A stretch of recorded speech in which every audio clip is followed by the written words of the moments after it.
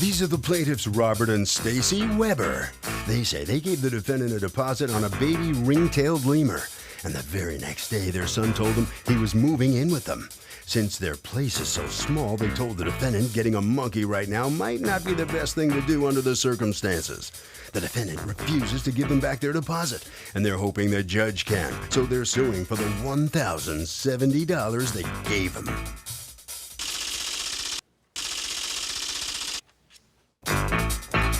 This is the defendant, Stephen Brazil. He says he went to great lengths tracking down this rare monkey for the plaintiffs and can't believe they just think he'll work for nothing. Besides, everyone knows deposits are non-refundable, including theirs, and he owes nothing. He's accused of monkeying around. Robert Weber Jr. and Stacy Weber, you are suing Stephen Brazil and Blazon Reptiles, correct? You are the owner? Yes, for $1,070 that you were charged for a lemur, which you ended up changing your mind about. Okay. Talk to me. What happened?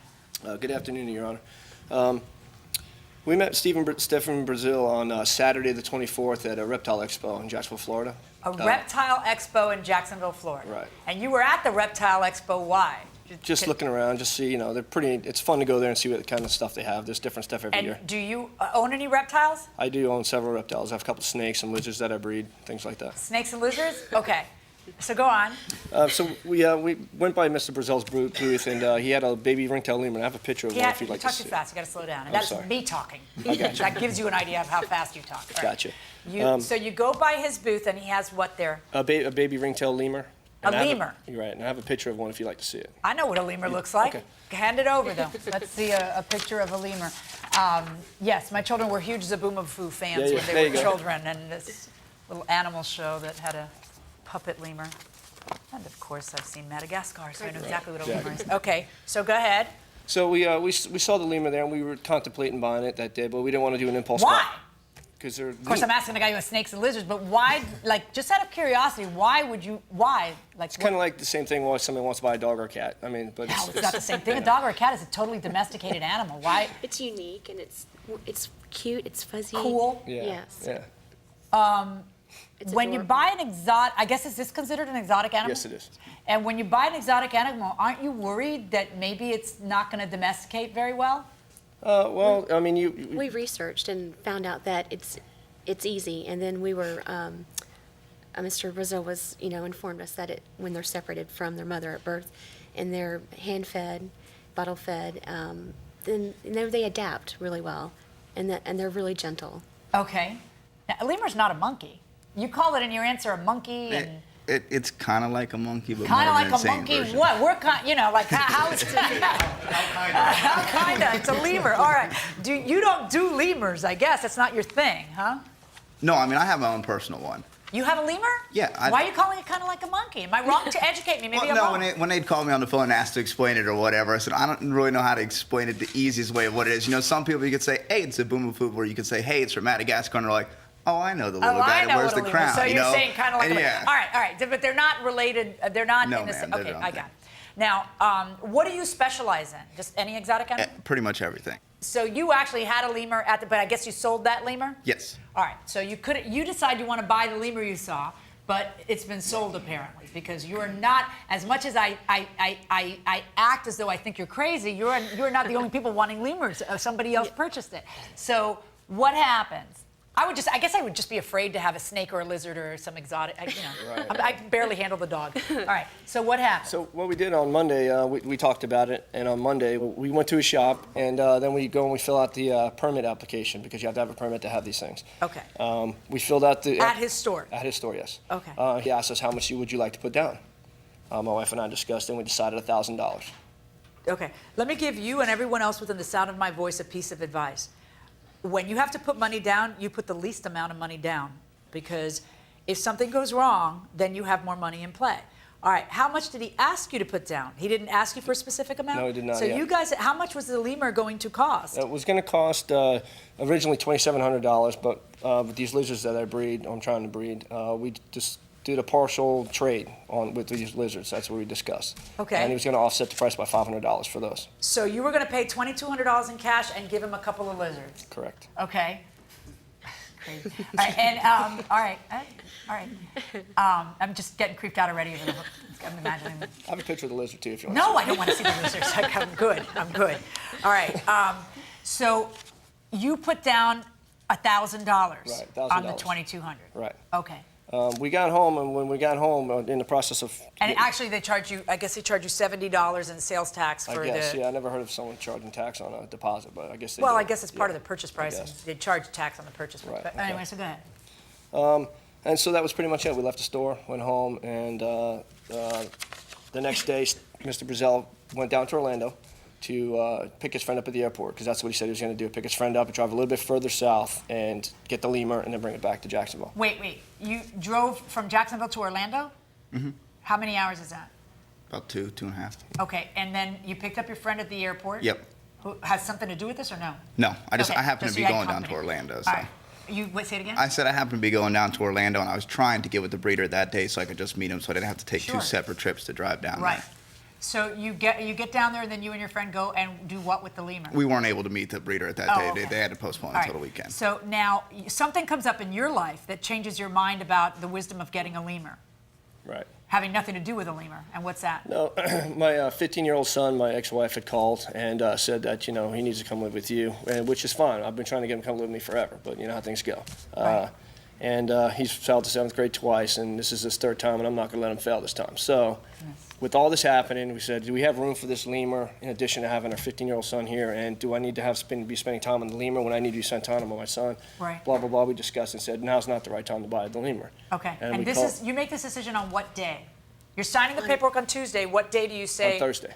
So on Thursday. He pretty much said, we have a problem here. He goes, there's a $500 non-refundable deposit. And I said, wait a second, Steve. I said, this is the first time you've ever brought this up. And I said, we were in your store the other night, and we offered you $1,000. You never said anything about a $500 non-refundable deposit. And I said, and if there was a $500 non-refundable deposit, why would you ask us how much we want to put down? Okay. So. Well, did you think that all of any deposit would be refundable? Like, you guys, nobody talked about that? No, and I mentioned that to him. I said, Steve, you never told us this stuff. Well, but out of curiosity, it's your money leaving your bank account. Do you ever ask, well, what happens if I change my mind? Are the deposit's refundable? What's the story? And are there signs at the store? Yeah, all over. Okay. There's 5 Can I? Do you have a picture of the Yes, ma'am. signs? All right. This is what? This is a photograph of the signs in the store. Yes, ma'am. Deposits are non-refundable. Where- Store credit on purchases. All deposits placed on animals are non-refundable. You're taking this sign is where? That's actually on my counter. On the flat. Yeah, like this is the flat part that- next to the okay. register, yeah. And you didn't see any of these. We didn't. The night we were in the store, Your Honor, we didn't see a sign. I didn't see the sign, and we filled out the application right on the countertop there, and Okay. he never. Well, went- how about the application? Is the application anything about deposits being non-refundable? Because usually that's the safest way is to have. No, and I wish they had said And that. they should from but- now on. You well, understand that, I right? guess it's because the application that they filled out's through the state, so it's not going to say anything Oh, well, like what that. about the paperwork that they filled out to purchase the animal from you? That just basically says here, you put a deposit down on a lemur. This is Can how I much see you're going to that? owe me. I tell you the truth, I did not We bring didn't that with fill me. in anything all out, We honesty. Your never Honor. filled anything Right, out. you should have. But anyway, when you, according to you, what? We left the store with 2 pieces of paper in our hand. The receipt and the receipt state and documents. All right, whenever people purchase something from you, if you intend to keep the deposit, you should really put something. That's the easiest way for you to never be in this problem is Oh, to yes. have something that says. Oh, So I you should understand change that it now. now and have it say that. But this is a sticky situation that arises very often, which is. Your feeling is, yes, I entered into a binding contract, but I want out now and I want every penny of it.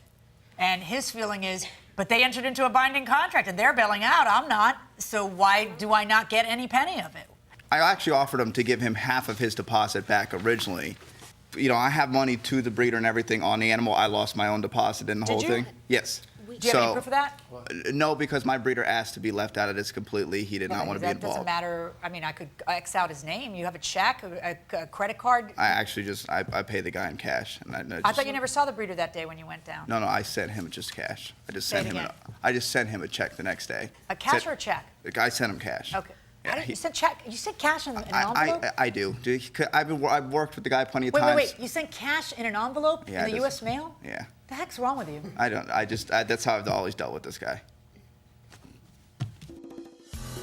Okay, so the sign in the store says no refunds, but that doesn't say it in the contract. Does the plaintiff get his money back? No, he does not. He should have figured that out before he gave up his money. But it's not in the contract. No. Because the contract doesn't talk about it. It could be argue about that and he would get his. But there is a sign in the store, sir. It was publicly displayed, so therefore he doesn't get his money back. So the sign is good enough. The sign is good enough. Okay. That's what you get for buying a lemur anyway. Yeah, going inside the courtroom. How much do you say you sent them? I sent him $500 is what he wanted down on it. You sent $500. Everybody listen, because if anybody wants to make sure they're around when Blazing Reptile sends out the mail, that would be a really good idea, because apparently he sends out $500 in cash. Wow. Now you're making me mad, because I think you're just feeding me a crock of horse manure. Your Honor, I do have something to add with that. Yeah. That was part of the problem that we had with Mr. Brazil, is he changed his story around, and it kind of made us feel uncomfortable. When we first started talking about not being able to get the animal, he's like, well, when he first started looking for it, he said, well, I deal with these people all the time, you know. This lemur's been hand-raised, bottle-fed, it's real tame, you'll love it, you know. And then on Thursday when we were talking about it, he's like, now you're burning my bridges because, you know, it's the first time I'm doing business with these people. So his story changed a lot throughout this whole process. And now Is this somebody you did business with before, or isn't it? According to you, it's somebody you always send cash to. It is. So why did you tell him that it was the first time you did business with that guy? I don't know. I maybe made myself look more like the victim because the situation was getting sticky and he seems kind of worried and stuff. And I don't know. The whole so confusing. I haven't gone through this. I haven't had anybody back out of a monkey thing like this. That the lemurs thing. Are we back to the monkey thing? The lemur thing. I mean, we don't sell many of them. We've always taken deposits on them. I've never had anybody back out on them. I did spend a lot of time with them at the show, seeing this lemur, letting them spend time with it. Here's what I'm going to do. No, we're done. I'm going to allow him to keep $500. I'm going to order him to pay back $570. That's my verdict. Good luck, folks. Well, the plaintiffs will be getting back half their deposit, right? Isn't that what you offered them? Yes, sir. All right, step in a little bit here. What's your feeling about the outcome? You didn't really need to come. I didn't really need to come here. It's the same thing that we offered, you know, a month or so ago when this whole thing started. So I would imagine that when I speak to them, they're not going to be happy about this because you already offered it and they turned it down, right? Yes, sir. All right. So you get people coming in buying snakes and buying all kinds of constantly. stuff like that. There's yeah, snakes. and we ship all over the country too. I don't know. I've never heard of this. You want a snake? Not. This is the guy. All. What's the craziest thing you ever sold? I mean, the most exotic animal you ever sold? You know what? We've sold real rare snakes in the couple $1,000 range. We've sold, we've sold probably 7 or 8 monkeys in the last year, a couple of lemurs. All right. Okay. All right, head right down this way. There goes the monkey guy. All right, so step in here. He offered you that deal, and you didn't want it, right? But it wasn't an offer. There was nothing that was discussed prior to putting the deposit down. Nothing in writing for any of And this. he said that there was a wire transfer. We asked him for that paperwork, and he refused to give us the paperwork. If he had sent $500 off, I would have been happy to oblige him. And then in here he says he sent cash. So, I mean, the guy lies. I mean, the justice system is what it is. I mean, so you can come in here and say whatever you want. The outcome's the outcome. So, So how's the household now with the boy instead of the monkey? You know what? My son's more doing his important than a homework. monkey, so. Okay. Harvey? Okay, there's a principle in the law. It's called the law abhors forfeitures, and that means that judges don't like making people forfeit money just because. So it has to be really clear that there is a forfeiture and that everybody agreed to it in advance. This case fell somewhere in the middle, which is why the plaintiff got half his money back. And that will do it for this case. Litigants for the next case on the way into the courtroom right now.